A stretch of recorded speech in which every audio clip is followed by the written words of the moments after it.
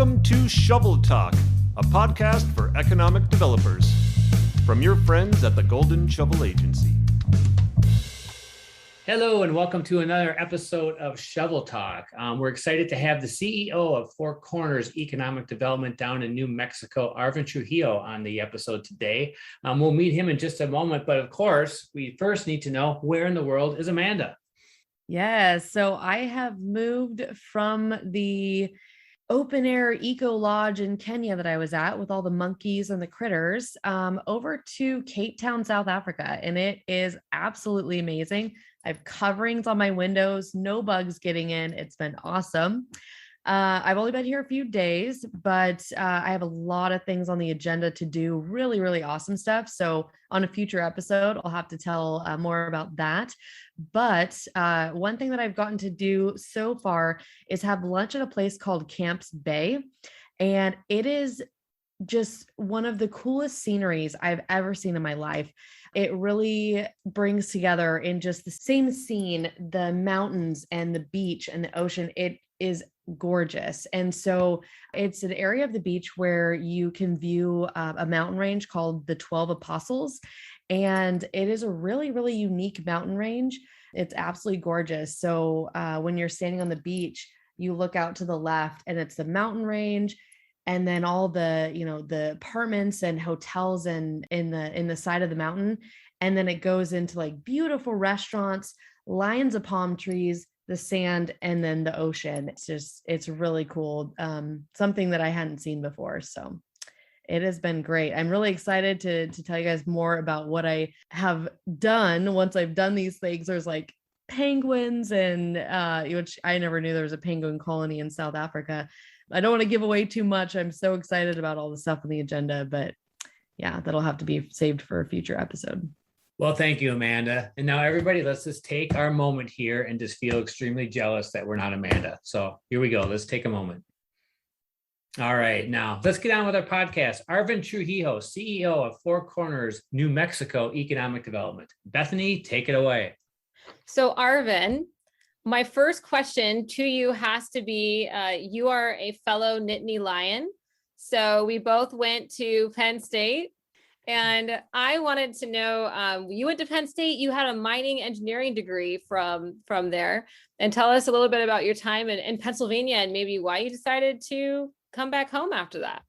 Well, Bethany, well, it's good to hear that you were a fellow Nittany Lion. It's kind of funny.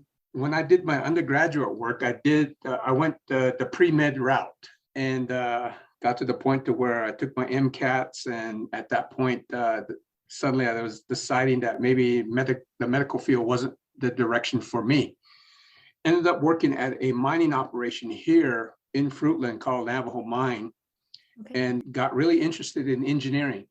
From there, I applied to a number of mining schools throughout the country. I got accepted to a number of them.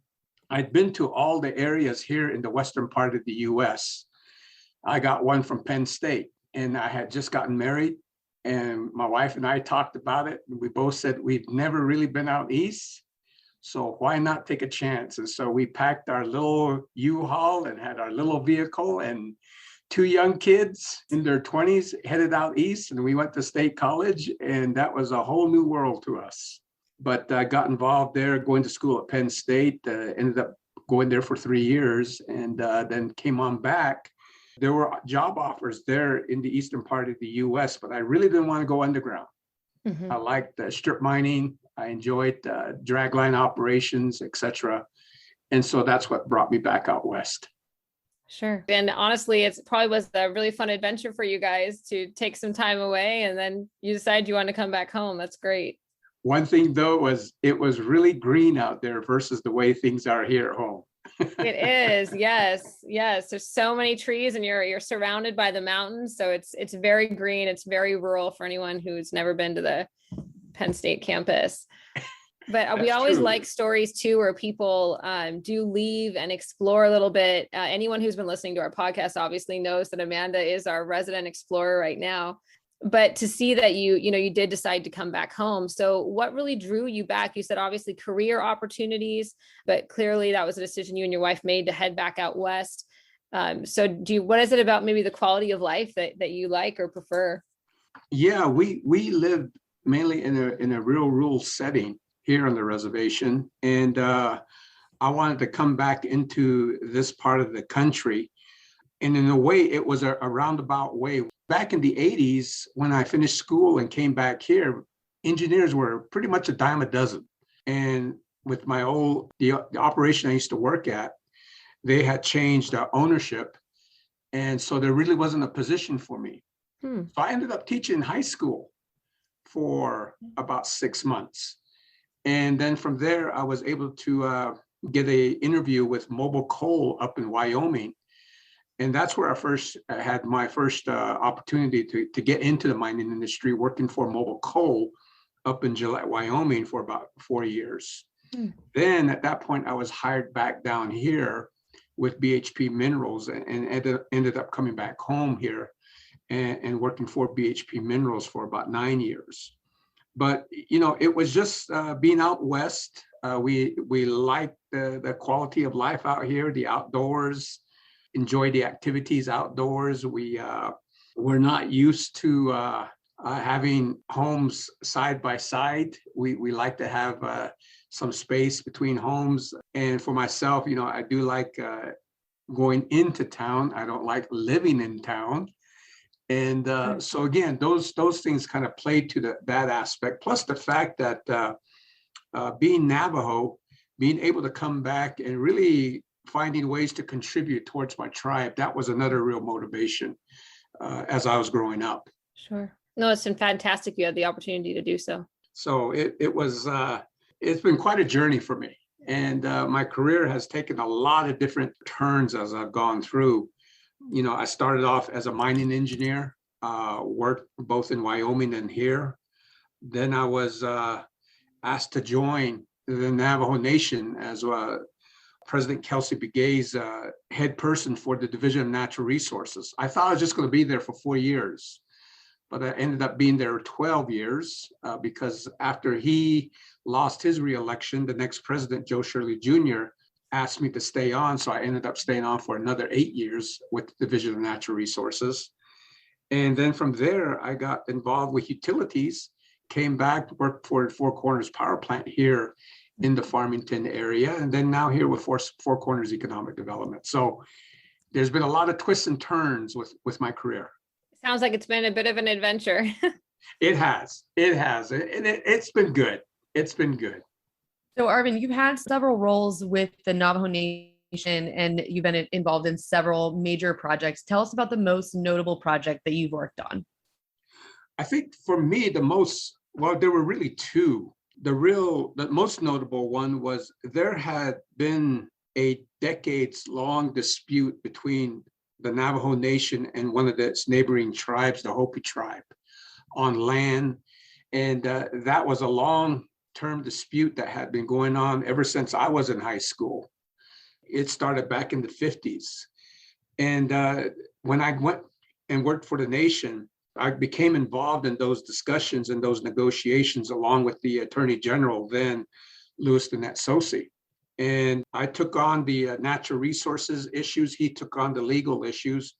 And we were able to resolve that decades-long dispute between both tribes. And now we have clear boundaries between the tribes and clear understanding in terms of water rights, land rights, et cetera. So that was a long-term dispute that I was a part of being in the decision-making process. And the other one was we were working on developing a pipeline, a water pipeline from the San Juan River in through New Mexico to another community called Gallup, New Mexico, which is about 100 miles away from the San Juan River. In the development of that pipeline, we needed to get water rights resolved between the Navajo Nation and the state of New Mexico. I was also involved in those negotiations, and as a result, we were able to resolve those negotiations, and that was really the first water rights negotiations that the tribe was able to resolve for a number of decades also. And that's opened the door to other negotiations that have happened between the nation and the other states that surround the Navajo Nation. So again, those were two things that never thought I'd really be involved in when I first started, but got involved with it and happily proved to be successful. So, Arvin, I'm wondering, just, as someone who has worked in economic development, I was an economic developer in California, served on city council, worked with other jurisdictions in my area. And a hurdle, a big hurdle is a lot of time resolving those longstanding issues between two different, governments or jurisdictions. So what was it that really allowed you guys to get past some of those longstanding issues and come to a resolution with the projects you mentioned? That's a really good question. And Amanda, what I think the biggest thing that I went in and did was, one, really began to open dialogue. And the big piece to opening that dialogue was to begin to establish trust. The big thing I also did was look back at what had happened before. Because sometimes people go into situations like that thinking, okay, I got a clean slate. But you got people there who lived through other disputes, and there might have been some mistrust, or there might have been some misunderstandings. So better understanding those things and then going in with a really open mind and say, look, I am the new guy here. I understand there were differences, but I want to develop a relationship that will help us begin to have a dialogue with each other, understanding that there are still differences of opinion, but can we find common ground in order to begin our discussions and finding ways to, can we resolve it? Can we mitigate it? What can we do to get past this issue to allow us to come to some type of an agreement? That was the type of approach that I took. And it took time. And there was a lot of frustrating moments within those discussions. But again, persevering through that and sometimes allowing people to vet and trying to help people say, look, don't take it personally. Let them say what they got to say. Get it off your chest. And then from there, we can then begin to find a way to establish common ground and dialogue to begin to resolve the issues that are in front of us.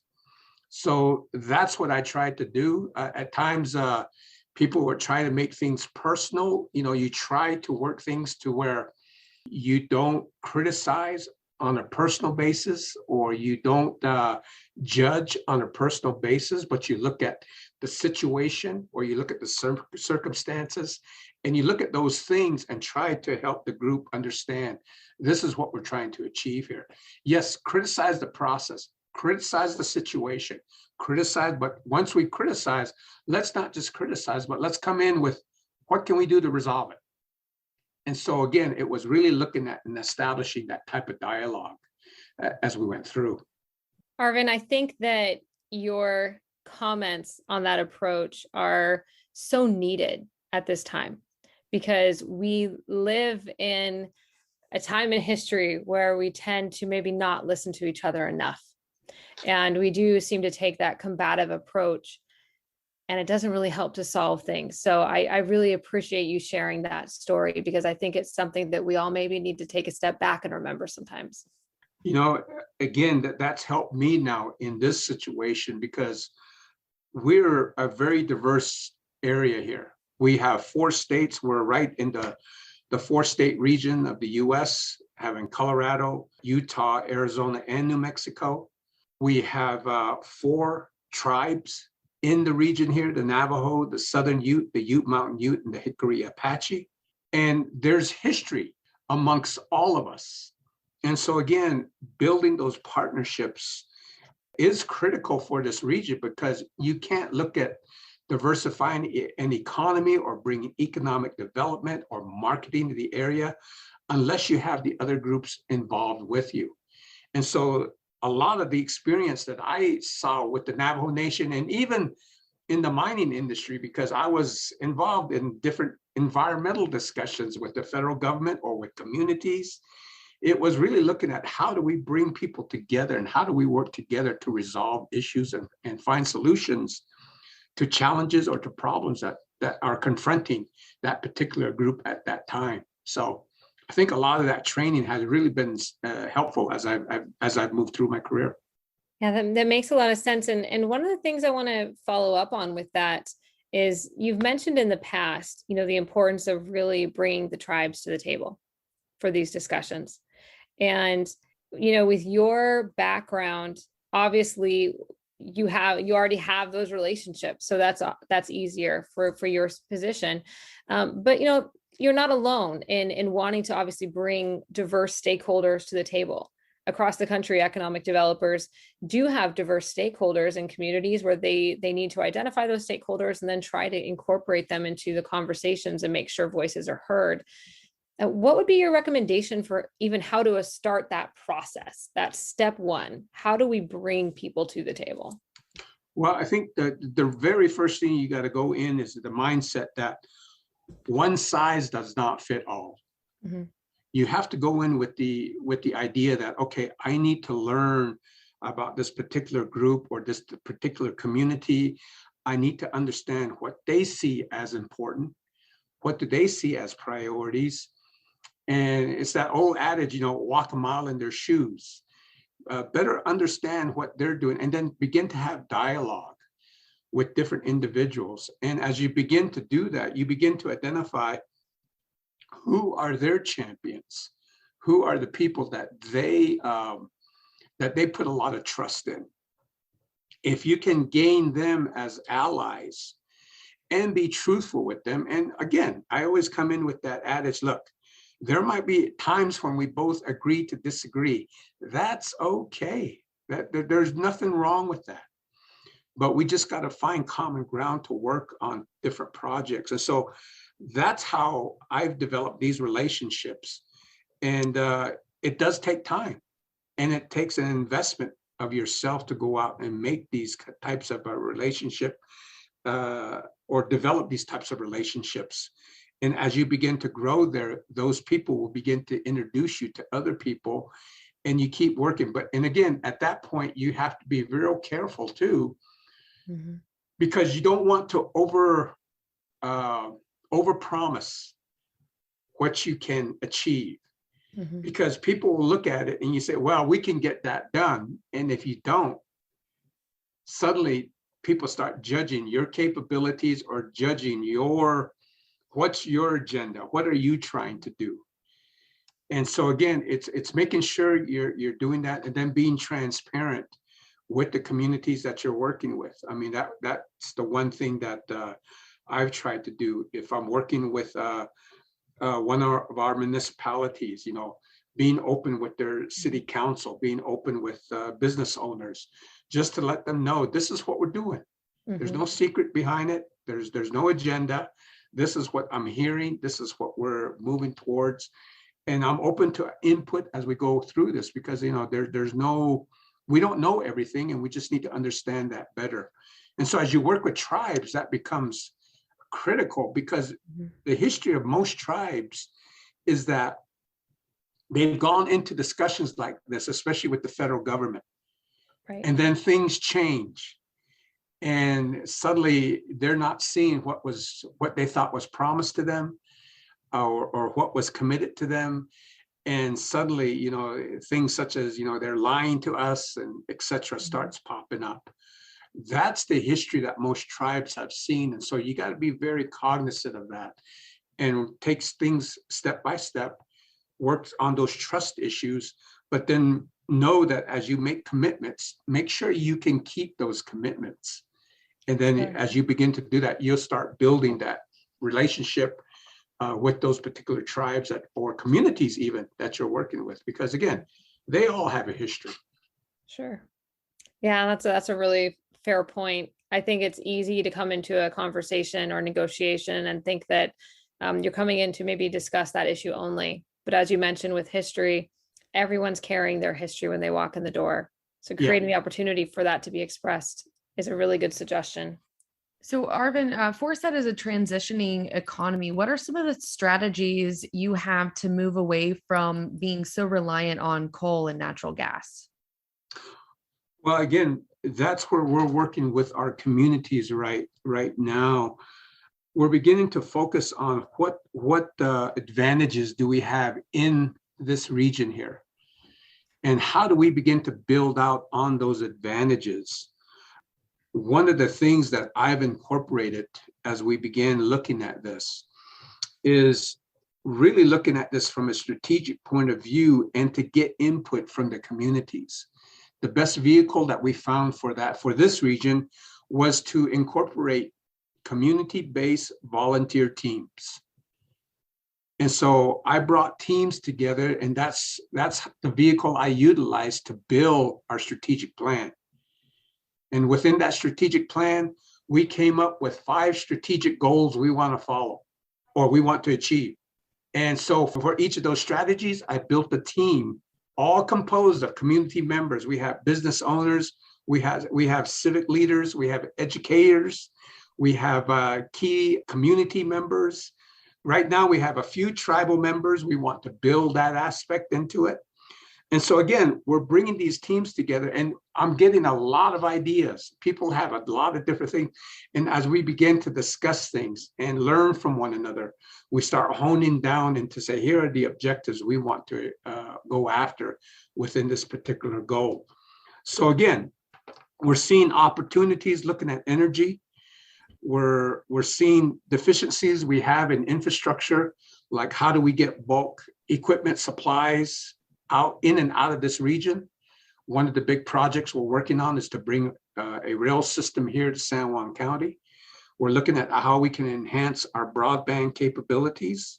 We're learning more from our businesses now. We've gone out with a big business retention and expansion project where we've interviewed a little over 100 businesses here in San Juan County. That in itself was an experience because we built a survey that probably would take about an hour to go through. But there were many instances where for myself, I would go in and sit down with a business owner and I'm still there 2-3 hours later. And you talk to the business, they say, this is the first time somebody has actually come in and asked me about my business and what can we do to help you? And so again, it's building that relationship, building that common outlook in terms of what they see for their communities and how they see their businesses interacting. So given that, we're looking at rail, we're looking at a broadband. We're also looking at possibly designating this area as a hydrogen hub. We've had the Department of Energy here, the secretary here, talking about that possibility along with our state senator, Senator Heinrich. They were here talking to our communities, our civic leaders about that possibility.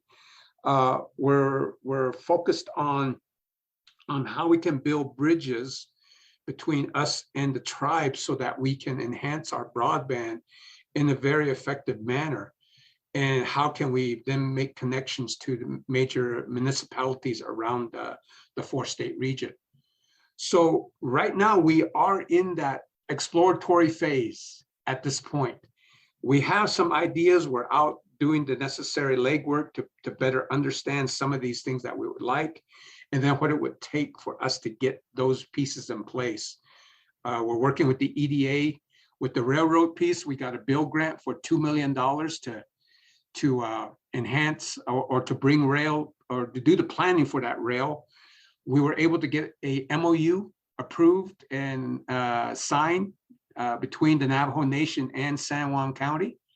Both of them agreeing that they will work together to bring rail to here to San Juan County, because we've got to go through Navajo Nation land. So we got to have their right of way in order to go through that. So we have an agreement with them to do that. So those are some of the things that we've been able to accomplish, and it's been kind of a step-by-step process moving forward to identify what are those areas. And the doors are opening right now, looking at manufacturing, looking at hydrogen development, even some new energy development possibilities here to help us diversify from just being fossil fuel dependent. So I was actually going to ask you about infrastructure, and you answered a lot of it already, but this is a really hot topic throughout the United States. And obviously, you're transitioning to new economies, but you have a really unique geographic position because not only do you have to navigate infrastructure, maybe like within a county or within a city, but you are talking about multiple states and you're talking about tribal land as well. With that, do you feel like the Four Corners region has maybe more opportunities to attract infrastructure investment because you do have so many players? Or do you feel like it's really more of a challenge because you're trying to bring everyone together? I think right now, Bethany, we have some distinct advantages in looking at this because really the corners of the state here, Northwest New Mexico, Southwest Colorado, Southeast Utah, and Northeast Arizona, we have for decades been in competition with our metropolitan areas. Mm-hmm. Here in New Mexico, it's the Santa Fe, Albuquerque, Las Cruces corridor.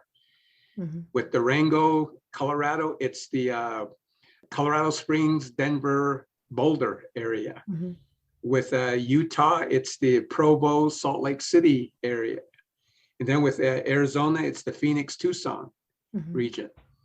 But traditionally, because of our capabilities to produce oil, gas, natural gas, and coal, we've been the energy center or the energy source for the development of many of these cities. And because we were able to generate reliable, cheap power, a lot of these cities were able to grow and develop.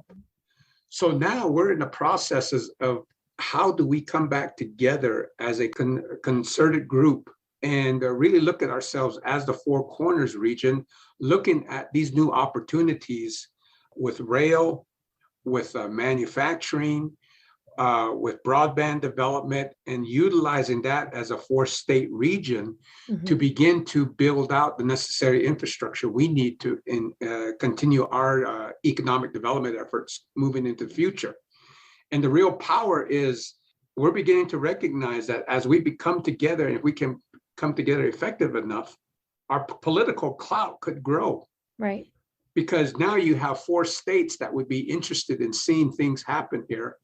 And we can now begin to partner with other sovereign nations. We have tribes that are in Colorado, that are in New Mexico, that are in Arizona, and that are in Utah, who we can also collaborate with and show that we can partner with these tribal entities and communities to help them with their economic development efforts. Sure. And so again, now you have a diverse group that's being affected. And if you can find ways to invest money into this region, the benefits would be tremendous in this region. Sure. And so again, we're beginning to understand that, and we're beginning to work in towards that type of goal. There's still a lot of work to be done because communities here have been fairly independent. Sure. And so coming back together and working together at times is a new learning process for the communities. And as I indicated before, one of those aspects is trust. How can I trust one community? Are they going to try to steal our idea, et cetera, et cetera? And again, it's really looking at how can we support one another and really develop our efforts here in the Four Corners region. And I think there's a real good potential, not only to bring that type of development here, but you would ultimately be affecting a diverse population across the board. Yeah, I mean, it really sounds like a lot of your opportunities rely on that regionalism approach by bringing the stakeholders together. It does. It does, because really you can't be isolated here, because if you want to go and put a transmission line or a railroad or a road or a highway, you got to cross a number of different jurisdictions. Sure. And so the only way you can do that is having that relationship develop so you can move through those things as smoothly as you can. And again, businesses are looking for consistency, and that's the only way you can bring consistency to this effort. No, that makes a lot of sense. So Arvin, you spoke earlier about wanting to contribute to your tribe. This concept of being invested in your community is something that's shared by champions of rural communities everywhere. You also mentioned bringing together, I should say successfully bringing together a group of volunteers to work on a few of your projects, which, you know, anyone that has managed a group of volunteers in their career. They know how difficult that can be.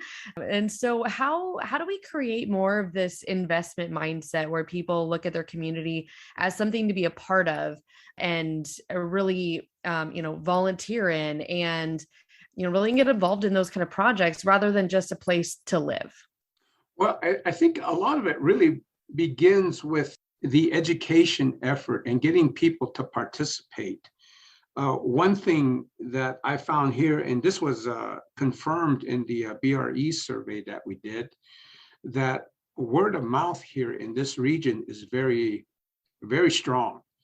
People will listen to other people in terms of their recommendations or what their experience was with another organization, with another company, even hiring people, getting recommendations from different people that they know as to who can they hire, or have you heard about this person, et cetera, et cetera. And so what we've been able to do was to start bringing people together and giving them the boundaries in terms of what we were looking at within a specific area. But then from there, begin to foster discussions amongst the group and get feedback. Because again, what you're looking at here is one, finding common ground, but you guys know this as well as I do. If you go into a group and you start giving ideas, but they never take any one of your ideas, are you going to stay with that group? No. Nope.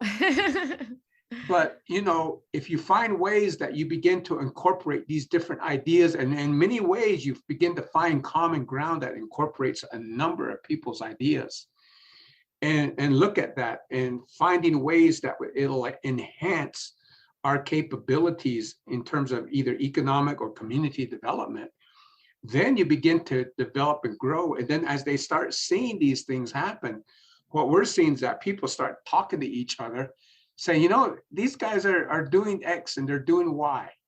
And that's something that's really beneficial, and we should continue to do that. And so that's how we've been slowly been able to build our participation in this, looking at new ideas. If people want to contribute, we've been looking at how we could do that. So it's been a facilitation process that has allowed us to do that. I've got a contractor working with me that's done a tremendous job in bringing that type of effort together. And I think it also helps that the person I brought in knows many of these people. She's run a couple programs here in the county for a number of years. And so she knows many of the people here. And so again, that builds on that trust aspect to help people with this facilitation process. So looking at teams, that's how we've been able to bring teams together, keep them together, and really look at not shutting things out, but mainly putting boundaries around what we're trying to discuss or what we're trying to achieve. And so looking at the diversity of the area here, again, that's what we're building, and it's a process. People want to come in and they want to see results today. I use the analogy sometimes. I say, I said, my kids are the same way. We've been brought up on cell phones and et cetera, and the way the computer is right now and internet. People would watch me when I'm working the computer sometimes, and if there's trouble, I just patient, I wait. They look at me and they say, well, how do you do that? I said, guys, when I first started, I was in the period when we had computer cards, and you had to have one piece of algorithm on each card. I said, that's how. I said, when we used to have those 4-inch discs that could store 500K of information, we were in hog heaven. Floppy disks. And so I said, it's looking at that, but now we want things today. I said, when you're looking at relationship building, it's the same thing. You've got to build on it day by day, piece by piece. And eventually you get to the point to where you start seeing some good results, and then you start building on those results. You start sharing those successes, even if they're small ones, and you start building in that fashion. And so that's how we've been going. And given the fact that we have a strategic plan in place now, has also been very helpful because now we have our priorities, and there are a lot of good people coming in with a lot of ideas. But what I'm able to do now is say, okay, we'll put that up there. We'll put this here, and we will see how that comes as we continue our efforts. But here's our focus right now. This is what we're going to be focused on. Mm-hmm. And you have something there that you say, this wasn't just Arvin Trujillo that made this up. This was the community. Mm-hmm. They put this together, and this is what the community said is the priority that they want to work on. So we're going to move in this direction. Some will stay and say, okay, we understand it. Others will say, well, we'll go find somebody else to do this. And that's great. Mm-hmm. So again, it helps give me focus, because again, I'm not a type of person that says, well, let me throw something up against the wall and let's see what sticks. I don't have the time, nor do I have the resources to do something like that. And so having the strategic plan and then building that aspect of team development Mm-hmm. is really what has helped us get to where we are right now. And I can truly say that much that we've achieved right now has been through community effort. It just hasn't been me doing all the work. It's been the community as a whole working together. I think there's definitely some lessons there when you talk about the community working together, and you really are also talking about the importance of patience, to let things take time to build, not being so quick maybe to rush into making decisions, but to actually give time for the community to give feedback and participate. Yeah, because again, even there, Bethany, people got to buy into your idea. Mm-hmm. They have to buy into a vision. And that's what the strategic plan helps us do. It develops that vision and that mission. Mm-hmm. And now I got to get people to buy into that. And this is the vehicle by which, through these strategic goal teams, we've got focus group teams, and now we're beginning to build business retention and expansion teams. But through this team effort, we're still focused on that strategic plan, looking at that vision, and everything ties to that. So you have a common thread throughout this whole effort in order to say, this is what we want to achieve, and here's where we want to put our money and invest our time. Sure. Yeah, the strategic plan is so important. And it's great that you guys have been able to narrow it down to where you have teams of volunteers working even at the very micro level. I think one thing I want to point out to our listeners is that there are some ancillary benefits to having so many community members involved in this process beyond the obvious of getting the buy-in. And that's that you're also developing future leaders. One of the issues the economic development industry has is the same issue that, we're seeing companies across the US have, and that's a lack of talent. So being able to build up community leaders also means you have more people for your board in the future, and potentially people that even work in economic development if they find an affinity for it. That is a good point, because again, when we were first talking about what vehicle we would use, the 3 areas or really the 4 areas that came out was, one, we need to educate our community and our community members about economic development and what opportunities and possibilities there are. We got to get our community members to participate, because again, it was just as noted before, when I first came into this position and I was talking to businesses, you talk about economic development, they say, oh, that's the city, or oh, that's Forsyth, or oh, that's the state. They were pushing it on somebody else. But going through this process, you're beginning to show community members that participate that you are a part of the solution. And then as you begin to do that, you begin to build buy-in, so that as decisions are made and directions are made, people are there, as you indicated, Bethany, people are there not only as leaders, but they're also there as advocators. They advocate for this particular position. And then with that, you get the support that you need to move these initiatives forward. Because again, some of these things are fairly long-term, but you've got to start somewhere and it's got to continue. And as things change, because we do have turnover on our teams, because these people are busy. And I'm very cognizant of their time. And many of them, they've been with us for a year, and they say, Arvin, I've contributed for a year. I need to go and do some other things. Fine, we really appreciate it. But now we're starting to bring new people in, and it's continuing that process. And so again, it's been a way to really build that continuity within the community here. All right, Arvin. Well, we are going to play shovel toss. So I am going to toss some questions your way, and you just answer them as fast as you can. They're kind of get to know you questions, and so there's some fun ones mixed in there. Okay. So we'll start. So, what is the last book you read? First things first. What is your favorite podcast? Favorite podcast is Paul Gessing's. I think it's called I Know It. It's out in New Mexico here. What is the very first thing you do in the morning? Read my Bible. What did you want to be when you grew up? My first aspirations was to become a medical doctor. Wow. All right. Who is your favorite superhero and why? Favorite superhero. I think my favorite superhero is got to be the Hulk. And the reason why is, he when he's in his condition there, he just kind of takes things over and he just makes things happen. If he has to bust things up or whatever he has to do to get the job done, he goes and gets it done. Does it? Awesome. So what superpower would you want and why? Superpower that I would want.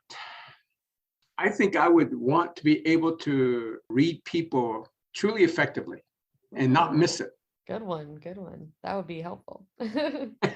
If you could live anywhere in the world for a year, where would you want to live? Anywhere in the world for a year. I think I would like to live in Switzerland. Ooh, that one's on my list too. Sounds great. If you could have a meal with anyone in history, who would it be with and why? Anyone in history. I think I would like to have a meal with a gentleman called Eli Parker. He was a Native American who was the assistant to Ulysses S. Grant. And he was in the Army, and I believe he was a major in the Army. I would just love to sit down with him and see how did he transition from his Native American upbringing and being a part of the U.S. Army within General Grant's administration, and how did he make it work, especially in that time period when reservations were being established and tribes were being decimated and etc. Yet there he was. Wow, great answer. Who was your favorite band or singer when you were a teenager? When I was a teenager, I'd have to say Creedence Clearwater Revival. Great answer. I love them. A last question. What was your most embarrassing hairstyle or article of clothing from your childhood? I think the most embarrassing for me was back in the 70s. It was a hot thing to do, but now that I look at pictures of it, having those plaid bell bottoms with the big shoes and the big belts, and then having the kind of that crushed velvet kind of sports jacket on, and then I thought I was really cool. But you look at it now, you look at that polyester shirt and the plaid pants, and it's just like, oh my gosh. Yep. Isn't that how it always goes? That's exactly why I have that question on there, because you look at the pictures, it's like, oh, what was I thinking? Awesome. Well, thank you for being such a good sport and playing the shovel toss game with us. I appreciate it. Sure thing. Interesting questions. Yes. I want to see a picture of you in those plaid bell bottoms. Oh, right? Gosh. I better go burn that. You're lucky it was before the days of Facebook. Right. Well, Arvin, thank you so much for being on the podcast. It's been a great conversation, and thank you for sharing your background and knowledge with us. It's just been awesome. Well, again, thank you for the questions, and it was fun. And again, I just want to showcase what we're doing here in San Juan County, and this is a great opportunity to do that. We're trying to make some things happen, and hopefully that will help open some eyes. And again, my experience in terms of really working with tribes and working with communities and trying to bring all these entities together, I just really think that that's important. And I know there are other tribes across the country, and as Bethany indicated, that, you know, they are going through some of the same situations we are. And so if there's a way that I might just kind of help some of that, that's great. We're glad to bring attention to what's happening in the Four Corners region. I think, as you mentioned early on, you know, it's maybe an area that doesn't get as much attention because that goes to the metropolitan areas, but it's a very critical region to the growth of those states. And we look forward to watching your strategic plan be put into action and seeing these changes. Okay, well, I appreciate that. Thank you very much.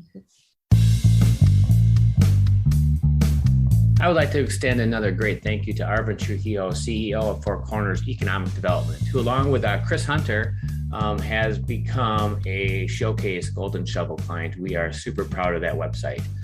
You can visit that website at fourcornersed.com, and that's 4, the number 4. You can also like them on Facebook at Four Corners ED, again, number 4. And follow them on LinkedIn at Four Corners Economic Development. This time you spell out the word 4. As far as Golden Shovel news goes, you can check out a new kind of resource page on the Golden Shovel website, Resources for Economic Development Professionals. Very good depository of educational materials, especially for maybe new employees that come on board, maybe not super familiar with what economic development is. That's a great page full of great resources to download.